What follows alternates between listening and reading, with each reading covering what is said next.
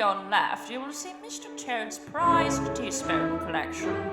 As the tour continues, please follow me down the hall of Badger's Past. Wow, Al, this tour of Toad's Hall is super educational. I didn't realize the Toad's family money came from dairy farming. Yeah, Annie, real cool. Okay, here's the door. The Toad Hall of Records? Exactly. That's why we're really here.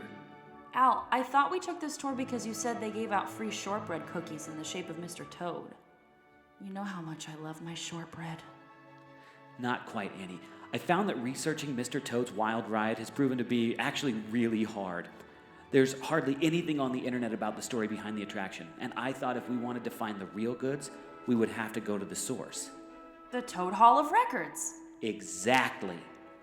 Does this mean we aren't going to get any shortbread cookies? Annie, how can you think of cookies when the whole of Toad Hall's knowledge lies behind this door? Because I love cookies. Not half as much as you're going to love this. Wow. It's beautiful. Annie, I've never seen so many books and artifacts in my life. And look over there. All I see is a little table. Annie, what's so cool about that? No, not the table. Look what's on the table. An antique plate piled high with... Shortbread. Oh, Al, I knew this was going to be a great idea. Annie, slow down. You don't want to get too full. You need to save some room for all this knowledge we're about to consume. Okay, fair enough, but Al, this place is so huge. Where do we even begin? At the beginning, of course. Look over in that far corner. Whoa. Al, is that what I think it is? I think so. It looks like a prototype of the original Toad vehicle. And there's a placard telling all about this thing. They look virtually identical to the cars used today. Well, that's because they are. I guess if it ain't broke, don't fix it. I heard they actually used the same original cars for over 40 years on this attraction. Whoa, that's crazy. I love the little names on the cars, too.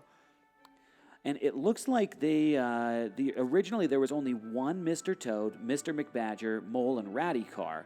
And there were two of each of the Toady, Cyril, Winky, and Weasel cars. Al, these cars were developed by Aero Development as well. Man, what ride vehicles weren't created by Aero? That is very true.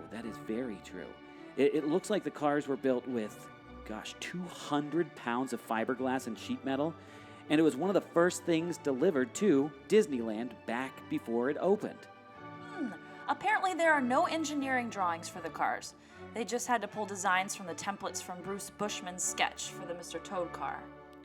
Wow, that's impressive. Now, notice how the cars tilt backwards slightly to give them a faster feel when riding. I've honestly never noticed that when riding them in the park. Oh, yeah, I never noticed that either. Oh, and the twisted fenders give them a slightly wild appearance as well. That's pretty cool. This is funny. The engines are only 1/4 horsepower on these things. And it looks like they were designed to draw power directly from the track beneath the wheels. Al, I heard this car sold recently at an auction for $30,000. Wow. Well, I guess we now know who bought it. Oh, and look over there. There's a certificate attached to the car itself. It looks like it's the auction description. It says,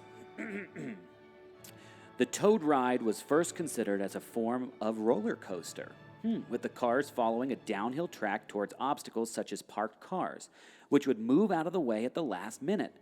Disney ultimately decided that the ride would not be appropriate for small children and the elderly, so it was toned down. So, the ride was originally designed as a type of small roller coaster? That's amazing. How cool would it be to ride a mini roller coaster, like a little version of Mr. Toad? Well, I personally think it would be life-altering. Oh, but there's more on this description here. It says, Disney art director Bill Martin designed the ride to carry the original theme of the film. He said viewing the film was part of the design process, he later recalled. I made the track layout to start with, but we went through storyboards galore. Since the point was to convert Walt's cartoon films to rides in Fantasyland, those dark rides were developed from the original 4x8 storyboards and concept sketches made for the animated films. Wow. So they literally based the attraction off the movie by referencing the storyboards for the movie? I guess that's the way it would seem. But to be honest, Annie, I have actually never seen the movie before. Neither have I, now that you mention it. Oh, wait, look over there, Al. Wait, does that sign say Toad Theater? I bet they show the film version in there. Well, what are we waiting for? Let's go watch it.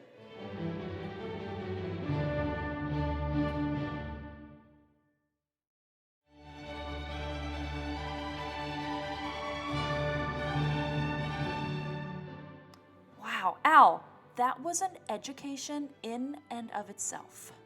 You can say that again. Al, that was an education in and of itself. You can say that again. It's interesting that it was paired with the story of the Ichabod Crane and the Headless Horseman. It really is. I mean, that was actually really popular at this time in Disney history. In fact, Disney did a lot in the 1940s with Saludos Amigos, The Three Caballeros, Make Mine Music, Fun and Fancy Free, and Melody Time. These movies went out of style, though, eventually, with the adventures of Ichabod and Mr. Toad. This was Disney's 11th theatrical release, if I'm remembering correctly. And this was also the last paired film concept for quite some time. I keep coming back to the plot, though. Because didn't that auction description mention that the Imagineers referenced storyboards from the film version to create the ride? You know, now that you mention it, it did. Well, I keep running through the attraction in my mind, and the plot of the attraction definitely doesn't match up with the plot of the film we just watched. Good point. I wonder what's going on. Maybe they misprinted it? Maybe Bill Martin meant they referenced the book version of it instead? That might be possible for sure. I mean, maybe we can find a copy of the book around here. I mean, with all these shelves, there's gotta be one. Who's the author? His name is Kenneth Grahame. He was a Scottish author who wrote the book The Wind in the Willows and The Reluctant Dragon, both adapted by Disney. Look at you. Well, what can I say? I'm a bit of a bookworm. Here it is. The Wind in the Willows. Wow, it's a beautiful book. And a first edition, no less. Can I take a look at it? Sure thing. Here you go. Annie, what did you just do? I read the book. It was actually pretty good. Wait. You're telling me that you just basically fanned the book pages in front of you and you read the entire thing? Isn't that how everybody reads? Not exactly. Well, it could also be that I took a speed reading course in college that promised by the end of the course that I would be able to read War and Peace in under a minute. Did it work? Let's just say I finished my English literature reading in 4.5 minutes. Wow, that's amazing. Yeah, thanks. It does come in handy, especially when you're in a pinch and you need a plot tool that explains why you were able to bypass the regular passage of time tool. I could only imagine. Yeah, so anyway, the book version is surprisingly close to the film version, with a few exceptions. So I can't imagine that the attraction is based off the book either. So, where does that leave us? Wait, what was that? What is what? Something just fell out of the book. It's a note. It looks like it's an article from the Walt Disney Family Museum. And look right there. It says that the ride through the English countryside is not based off of the film, but instead has riders experience what Mr. Toad would have experienced on his journey into what they call motor mania, which is an amazing word. Yeah, I love that. Essentially, it is saying that even though Imagineers referenced the storyboards for the Disney adaptation, the story is a new and original telling of the Mr. Toad saga. That makes complete sense. I mean, think about the attraction. The cars drive through a bunch of show scenes that don't necessarily tell a linear story necessarily. You're right. It's like the Imagineers wanted you to experience the chaos of the story, not necessarily the plot points. That's a great observation. I mean, it's amazing because as we research each one of these attractions in Fantasyland, it becomes really clear that each attraction in this area was experimental in one way or another.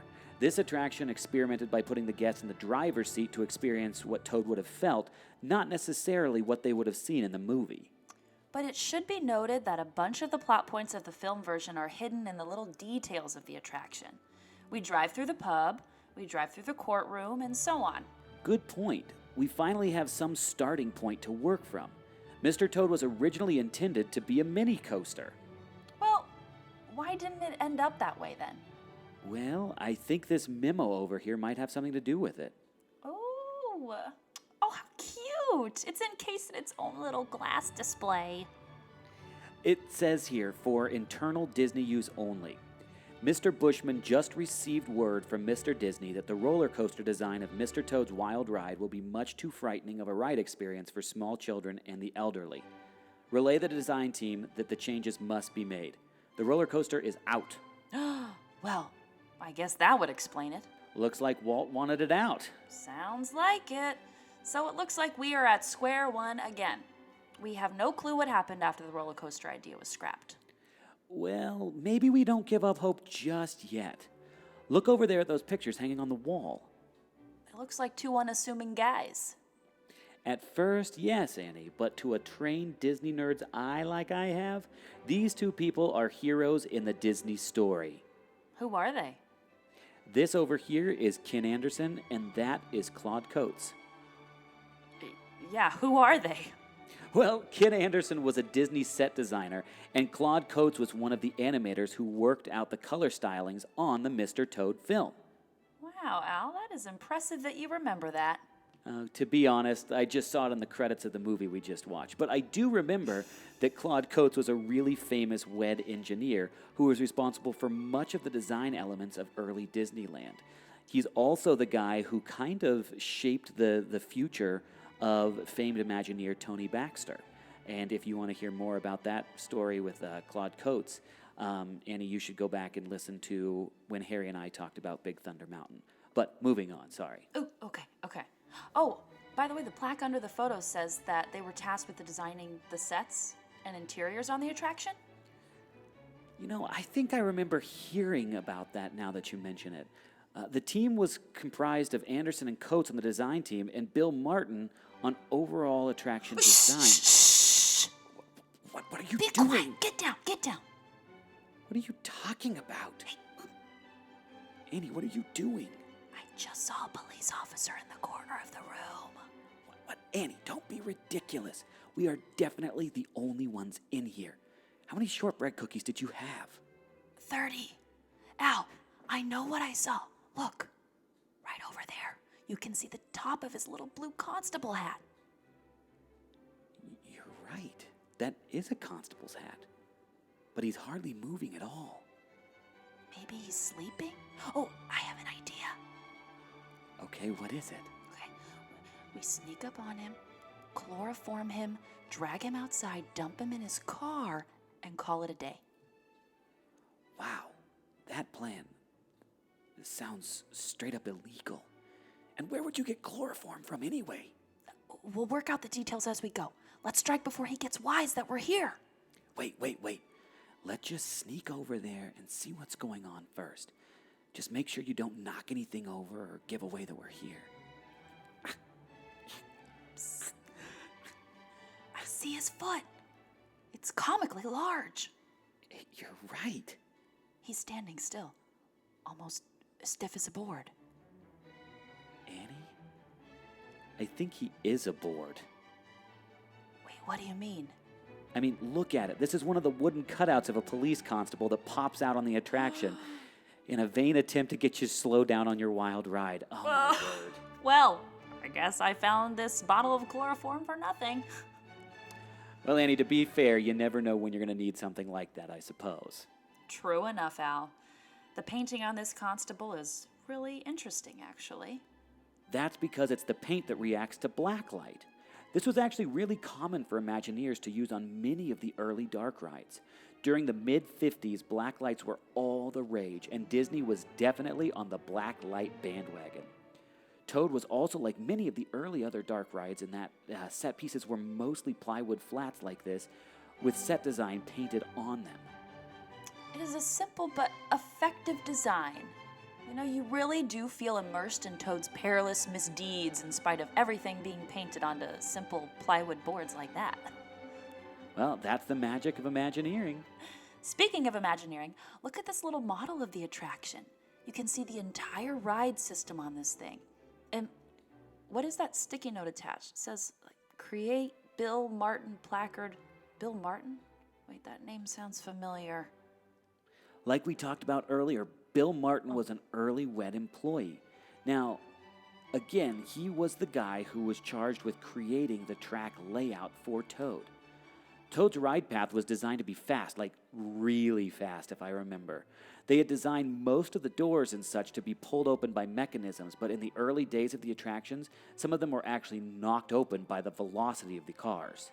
Ooh, that sounds like quite a jostling experience. It was, and that's why we don't see it working like that anymore. One thing that does remain on Toad today, though, that was on there in the early model, is the layout of the rooms.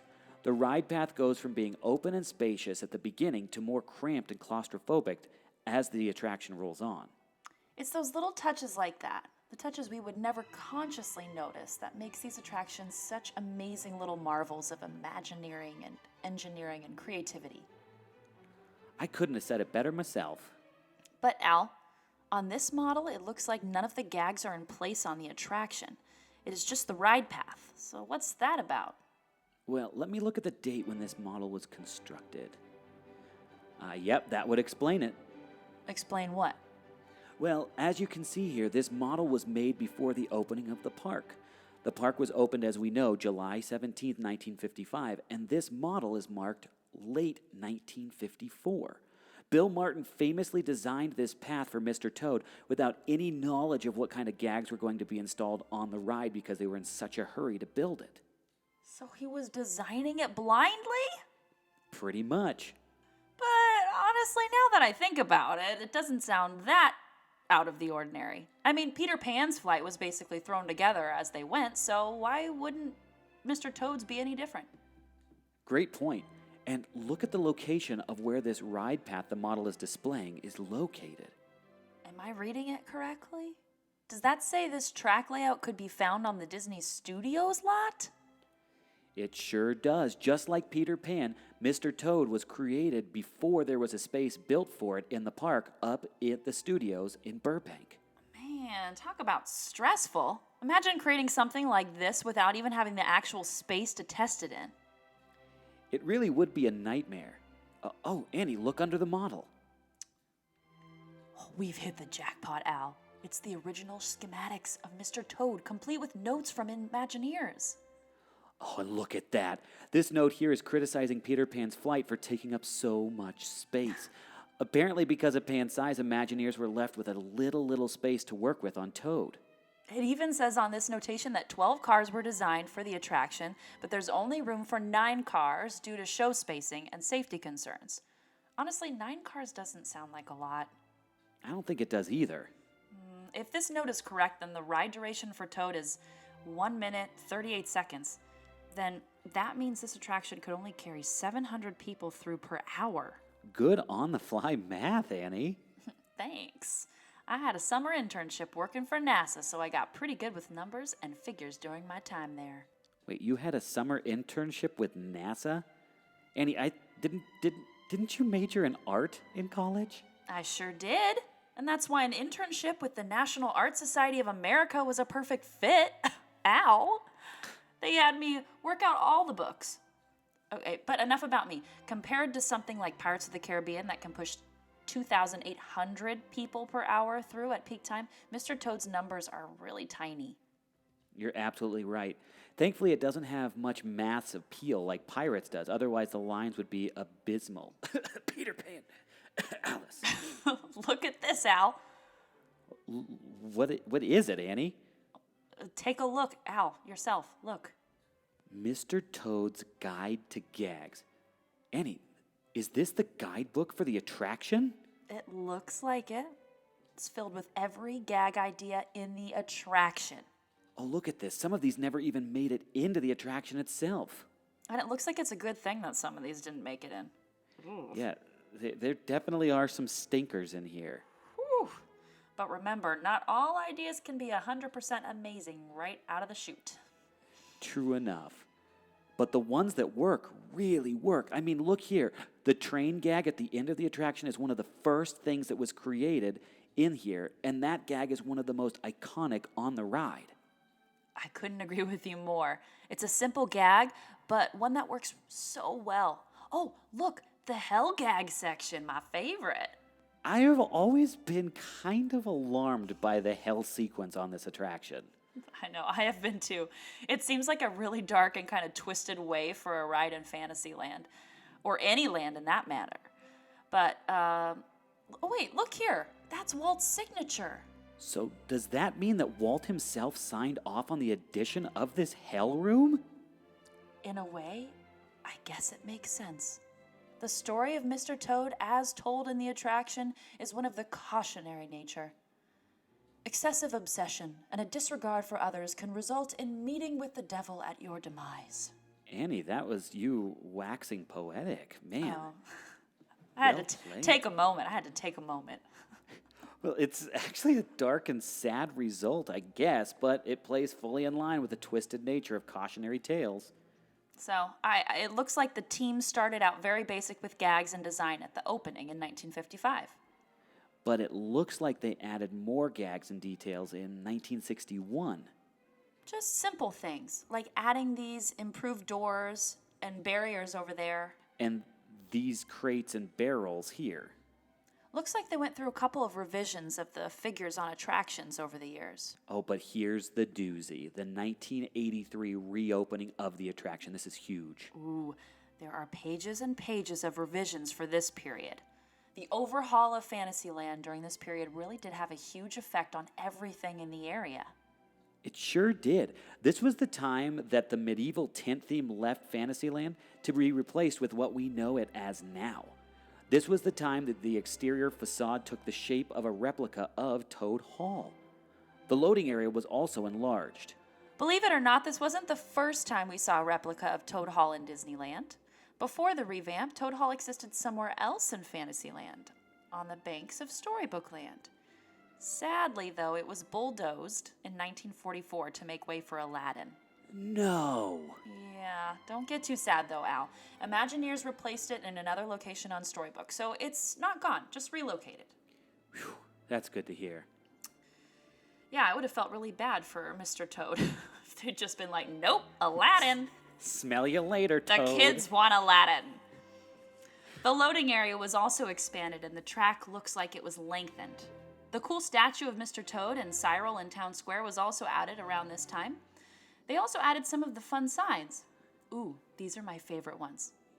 Go back to Worcestershire, Outenshire, Not So Shire, and somewhere in particular. Those are... Get out of here, sure. Those are actually... See you later, enough, sure.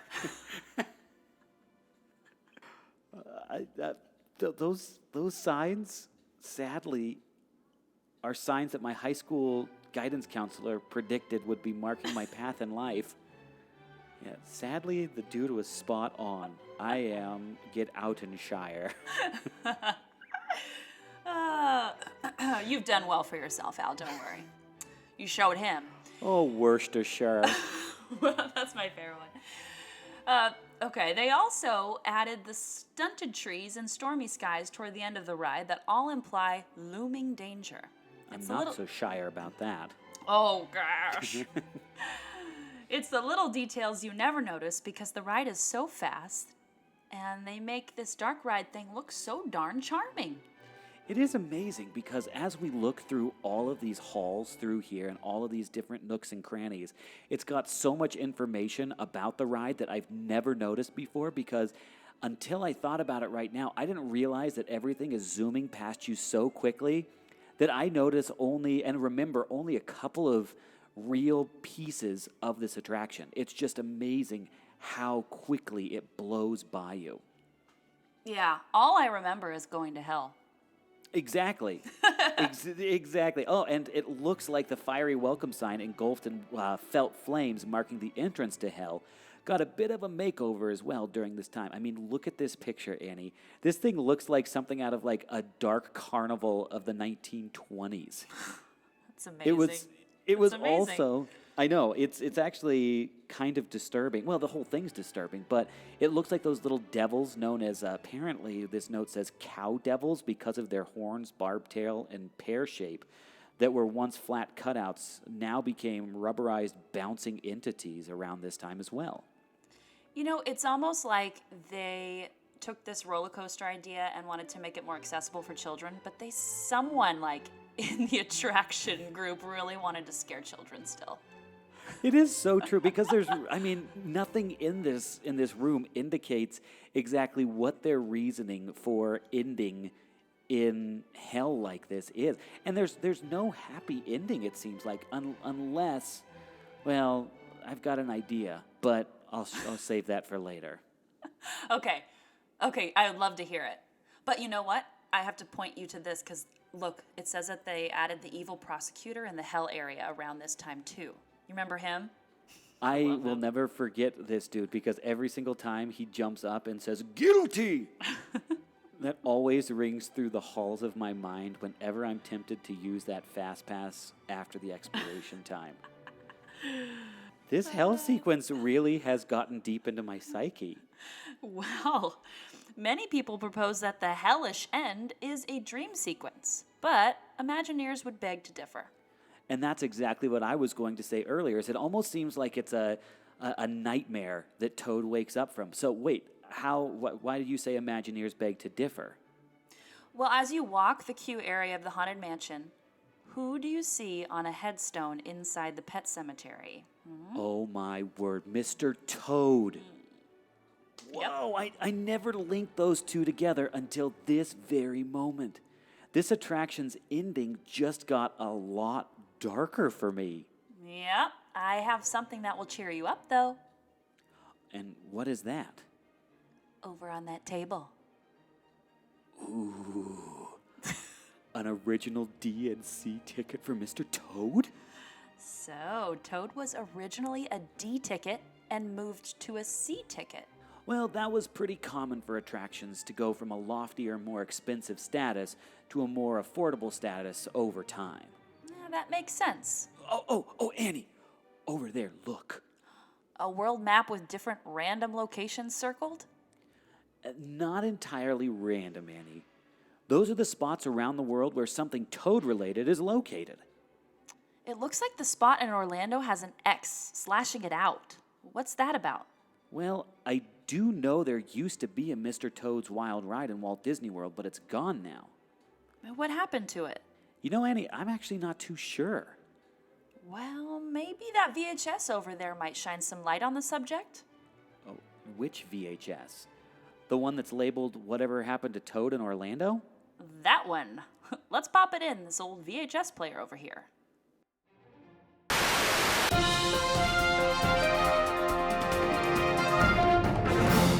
Thank you, Dawn. I'm standing outside of Mr. Toad's Wild Ride here at Walt Disney World in Orlando, Florida, speaking with Mr. Mort Glubb, creator of the website SaveToad.com, a website that has been designed to collect signatures from Mr. Toad's fans who do not want to see the attraction pulled out and replaced by a Winnie the Pooh attraction. Mr. Glubb, your shirt says, "Ask me why Mickey is killing Toad," and that is exactly what I'd like to do.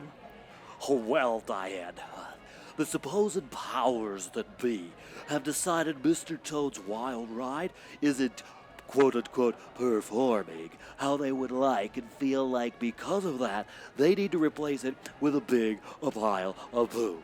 And we're not happy. Not one bit.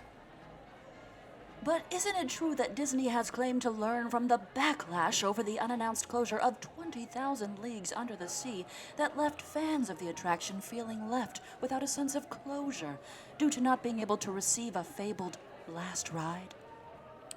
True or not, Diane, we don't want this ride to disappear. This is simply a cash grab from Eisner and his cronies, but we won't leave without a fight. In fact, We have arranged a number of toad-ins to occur over the next couple of... Excuse me, did you say toad-in? What is that exactly? You've heard of a sit-in, right? Of course. Well, this is the same thing, only we do it at the attraction in protest. Is there any truth behind the claims that Disney has set up a security detail to police the Toad sympathizers? Diane, come here. Do you see that guy in the goofy hat over there? Yes. His name is Leonard Sprock, head of the Ears Around the Park program, or the Eat Pea program. A secret league of security officers devoted to the invasive surveillance of the guests in the park. Can you back up the evidence of this program with any facts, Mr. Glubb? Not yet, Diane, but once I infiltrate their elite organization as a mild-mannered janitor, then I'll have all the information that I could need. But until then, you're making it up as you go. Diane, let me ask you, do you know how many people have signed our Toad petition? Thousands is the answer. Thousands. We have even created a good old-fashioned standoff. Meaning? Meaning that Disney is afraid to drag protesters out of the park kicking and screaming. Let me just say, not very good PR for them. The Disney execs we spoke to did confirm that they wanted to avoid a situation involving the dragging out of protesters. But what are you hoping to see from this, Mr. Glubb? We're hoping to change the minds of the muckety-mucks up top. And for a while, we thought we had. They even led us to believe that if they closed Toad, it would be reopened somewhere else in the park. Yeah, right. And isn't that the case now? No, ma'am. Just another way to shut us up. Heck, they only gave us a week's notice before they shut the old Toad down. That's why we're out here today enjoying one last ride on the last day our beloved Toad is open. Now, if you'll excuse me, Diane, I need to arrange a meeting between two of my Toad impersonator friends. Good day. Well, there you have it. The end of an era of a classic attraction here at Walt Disney World. There are also reports that the Toad location in Disneyland is also facing closure, which we will report on next time. Back to you in the studio.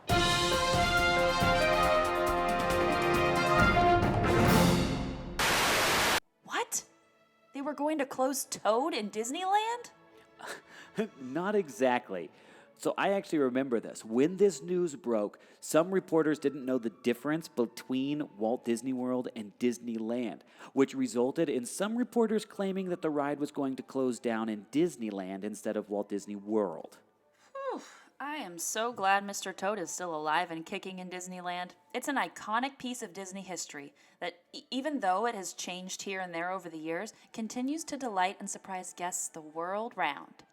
Mr. Toad's Wild Ride will forever be a time capsule of the original quaint joy that permeated Fantasyland during the first decades of the park's existence. Well said, Annie. And on that note, I think we might need to get out of here before we get caught. I think we have everything we need to create a great episode about Mr. Toad's Wild Ride.